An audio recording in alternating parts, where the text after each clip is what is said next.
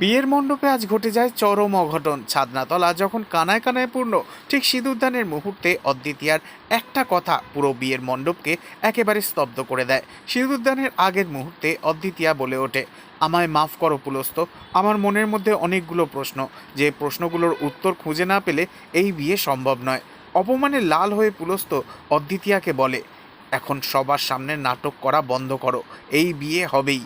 এই বলেই জোর করে অদ্বিতীয়ার স্মৃতিতে সিঁদুর ছোঁয়াতে গেলে তখনই নাটকীয়ভাবে হাজির হয় গোরা। চোখের পলকে পুলস্তর হাত মুচড়ে ধরে সে। এরপর শুরু হয় অ্যাকশন।